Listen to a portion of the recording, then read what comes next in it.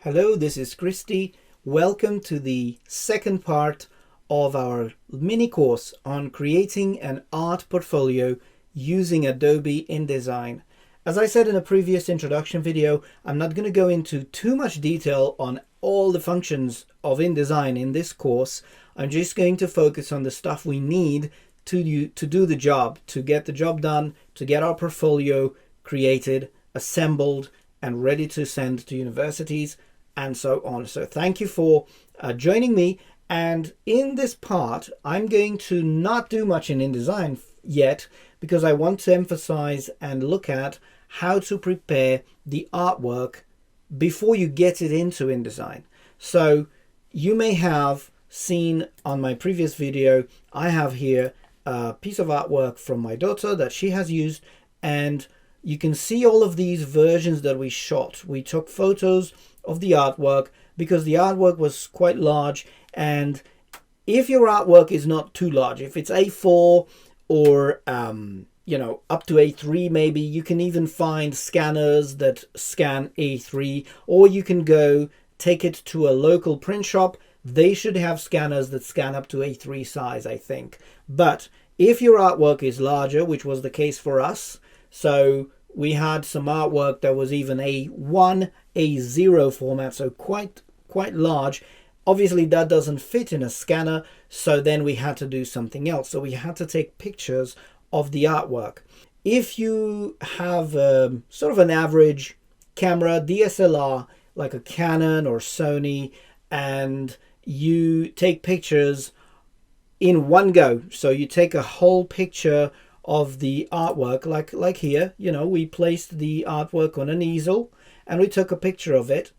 That may be good, and you can probably get away with that, even taking pictures with your phone. If you have a good phone, nowadays smartphones, iPhones, they take quite good photos, and you can probably get away with having the artwork in a single shot, and then you crop it, obviously, using any old cropping tool like this, open it and just, crop the picture like that, and maybe adjust the lighting a little bit, using standard Windows tools, and there you go. You can kind of get it. But if you zoom in, you may see that this is not very, very sharp. As you can see here, this is one shot taken from the distance using it wasn't a very expensive lens that we used, but it's still one shot. So you can't possibly get all of the detail in one shot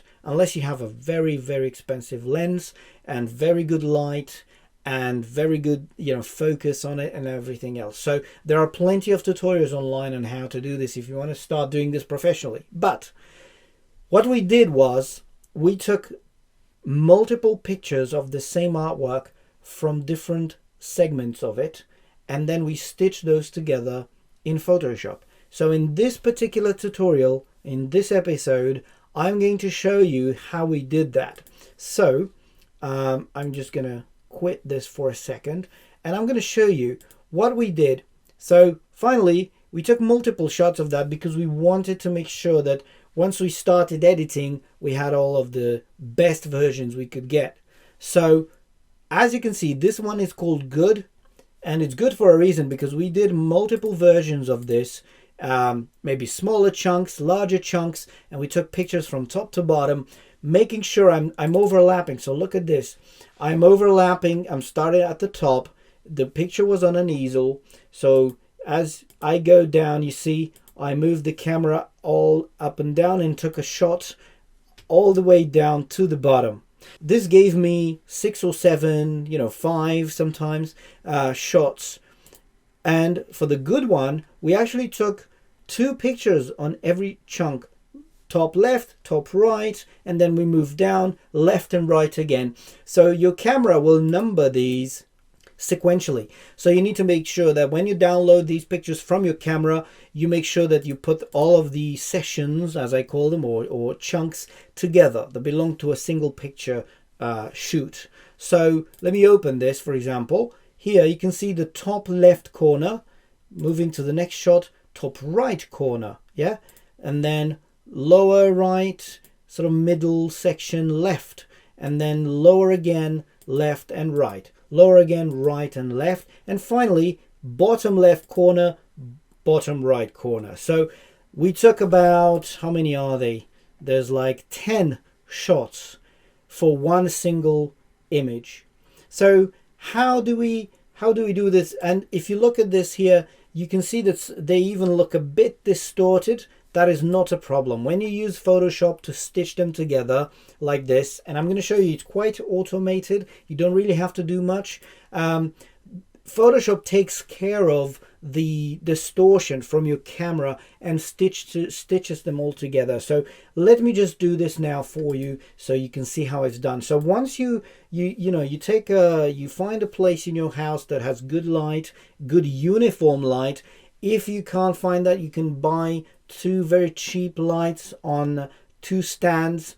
I can provide you with the link in the description to the one that we got, and we use this to take photos of our artwork. 10 shots for one picture, and we ended up with this good one. Let me open this up and show you how it is.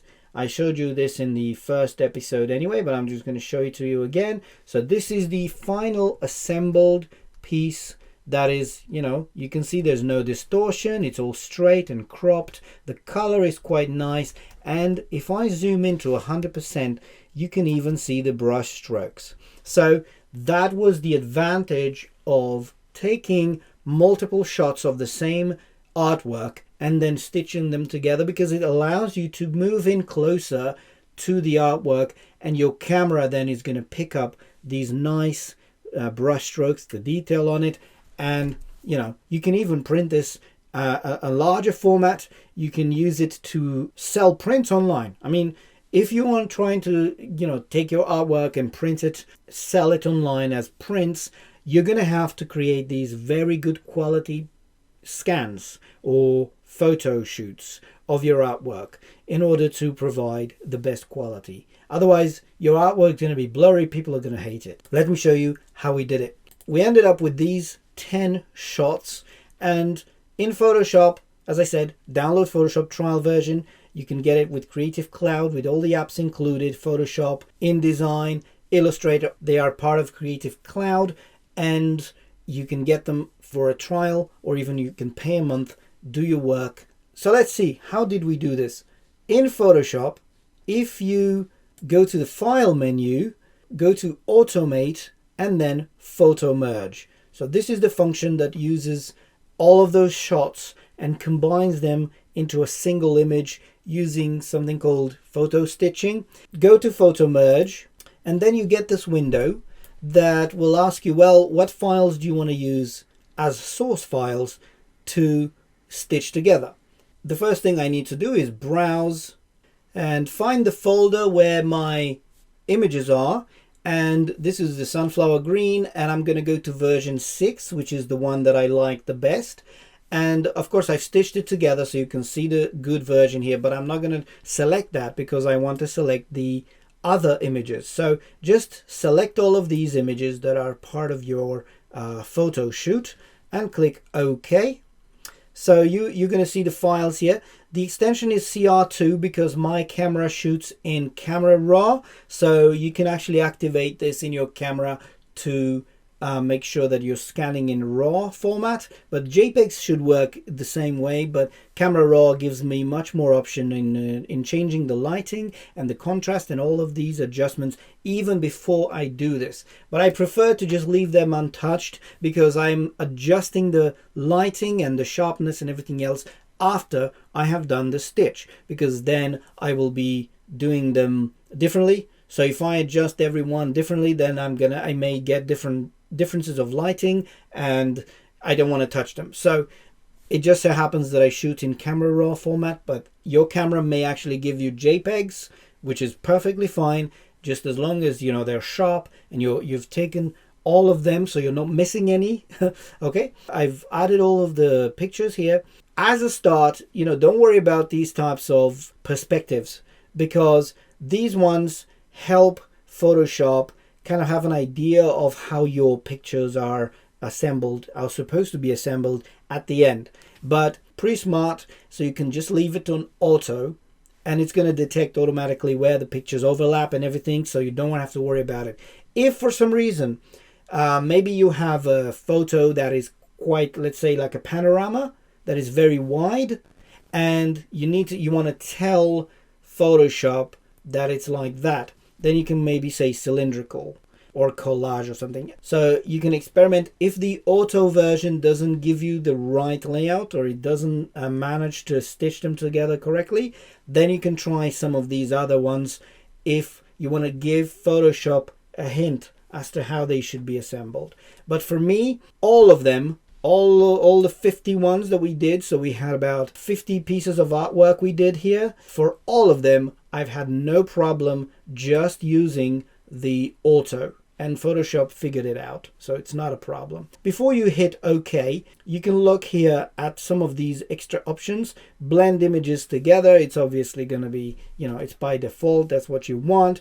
Vignette removal, so if your lighting was not very good, maybe your photos have vignette on the edges, so the edges get darker, then you can turn this on so that you're telling Photoshop to kind of even out the lighting before it attempts to stitch the images together. Personally, I left this for off. And geometric distortion, again, remember the thing I told you about the images appearing to be distorted when you're getting too close and your lens may distort. I didn't actually turn this on, but if you find that your images are quite distorted, you can turn this on to tell Photoshop to attempt to correct that before it's trying to stitch them. Content aware fill, transparent areas. This may be if you're taking pictures and you have some corners or pieces of it that are missing. You can tell Photoshop to try and fill that with a content aware fill and try and guess what's in there. So normally if you took your pictures in a straight perpendicular to the photo, to the artwork, and when you take the stitches you move perpendicularly to the artwork, you should not need that, because you're ideally taking a picture of every portion of your artwork. You're not leaving some bits out, so you shouldn't need that. But experiment with this tool. Photo merge is quite a powerful tool, and see what gives you the best results. So now I'm going to just go ahead and press OK, and Photoshop is going to take these photos and attempt to give me back the finished product, the finished assembled image. So let's see what it does.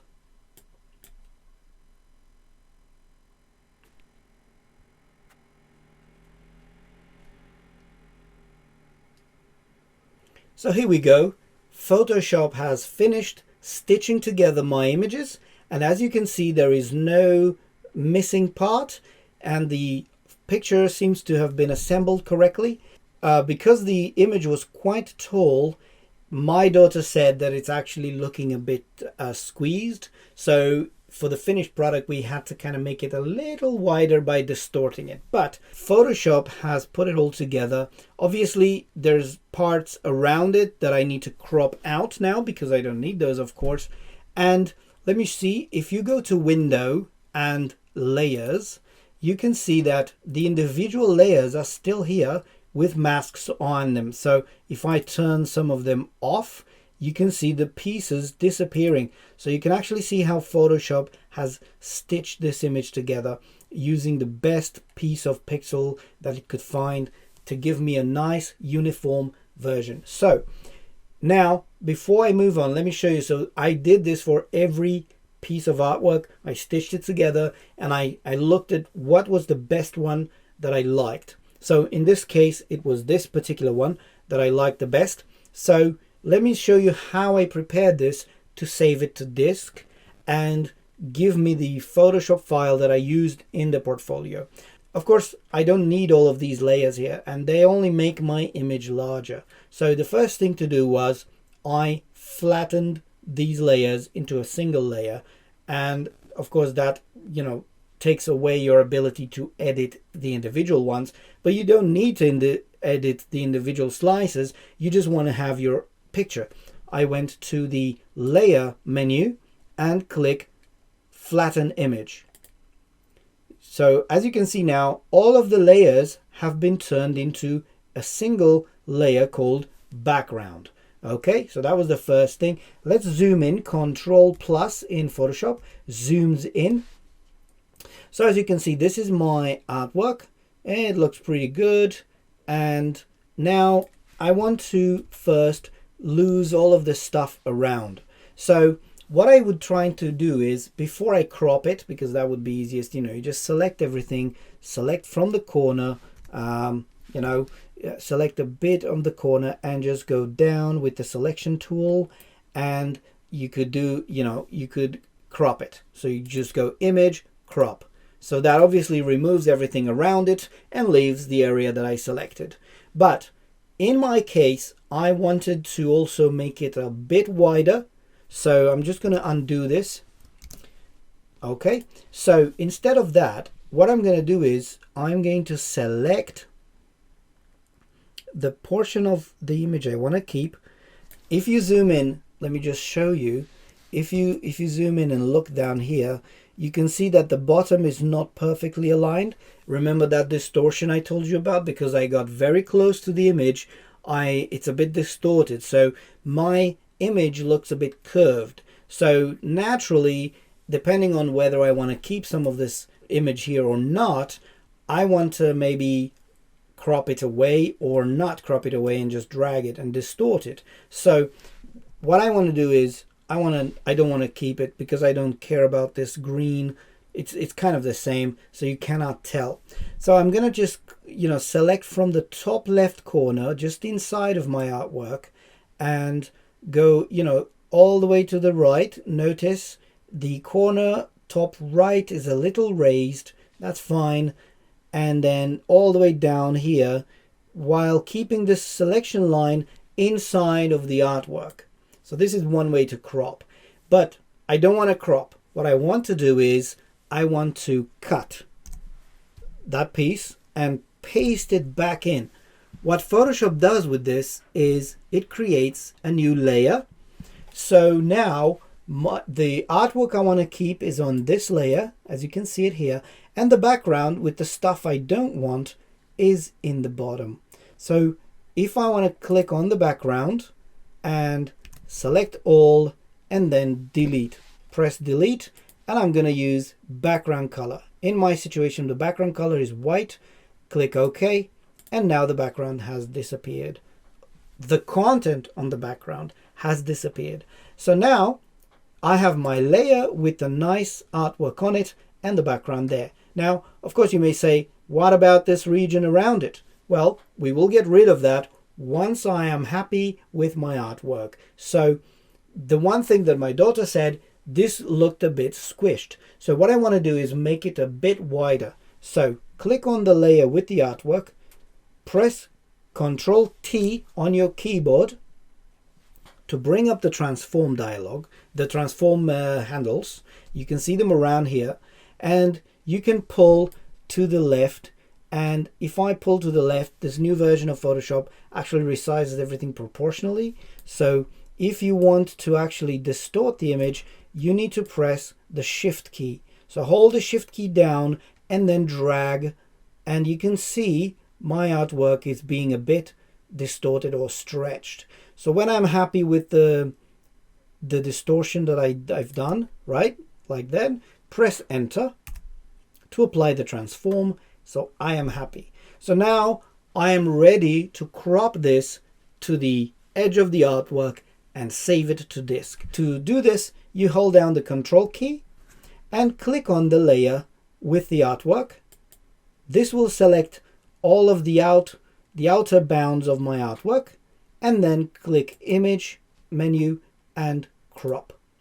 So that gets rid of everything that is outside of this artwork and gives me the artwork nicely cropped, ready to save.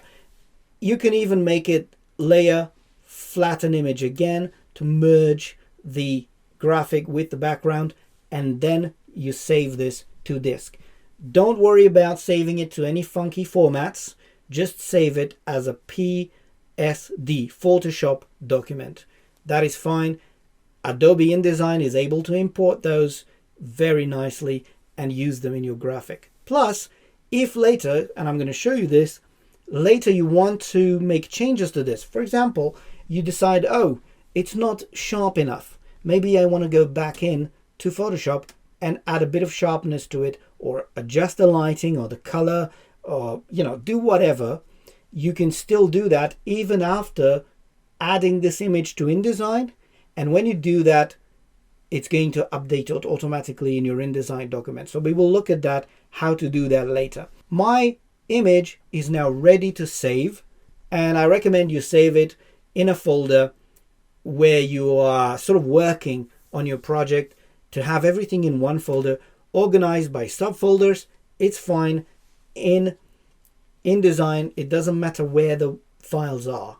So it's very nice if you can organize yourself and put all your folders, like we did here. Like we put all of the artwork in a folder of its own, in a nice folder called Diana, and the portfolio was in a different folder, and we knew where everything was, because if you have a lot of pages and a lot of artworks, it's very easy to get lost in all these files, and then you don't know where stuff is, particularly if you give them file names like Untitled 1, Untitled 2, Untitled Document 3, whatever you want to call those.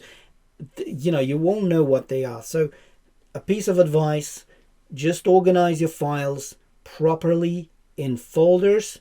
So keep them all in one place, in subfolders, so you know where everything is. And that's going to be a massive time saver when you start to bring in your files into your InDesign document. That's going to save you a lot of time, not having to hunt down your files and opening them and seeing which one is which. So, piece of advice, stay organized. I am now in Photoshop. I have stitched together my image. I'm ready to save it. So, because I already saved it before, it's called good. Sunflower green, shoot 6, good. You know, look, by default, Photoshop gives it the name Untitled Panorama 1 because it was created using the photo merge tool, and those are called panoramas for some. So what you should do is save it as a Photoshop format and give it the name of what it is, because that's going to help you identify it better. Even in your InDesign document, you're going to be able to see what file it is. So let's call it Sunflower Green Best Version. Let's call it like that. I mean, you decide what system of naming you use, but give them names so you know what they are. So I'm saving this now, and we are done preparing the image. So this is going to be the end of this session, but just want to repeat. Do try and take the best picture quality you can. If you have a smartphone, fine. If you have a camera, that's better. Digital camera with, 10, 12 megapixels. You can take different shots, take a full size, take a half and half, take all the corners, try different versions, see what comes out best. And don't worry about taking multiple pictures of the same artwork, group them together, stitch them together, and then see which one is the best. Look for clarity, sharpness, good lighting, uniform lighting, and then believe me, if you have good quality photos of your artwork, the better your portfolio is going to look. If you put in, like the old proverb, garbage in, garbage out, if your artwork going in to InDesign is rubbish, it's dark, blurry, skewed, your portfolio is not going to look very nice. No matter how much design and how much clever layouts you do in InDesign, if the part of the artwork that goes in is horrible, then the entire portfolio is going to be very low quality. So just bear this in mind. And this is why, actually, just to be honest with you, we spent the most time actually taking photos, preparing the artwork before we put it into InDesign. But when we got to InDesign, to laying it all out on the page, we were so grateful that we had taken the time to take good quality photos, good quality scans of the artwork, because then the entire thing looked so much better.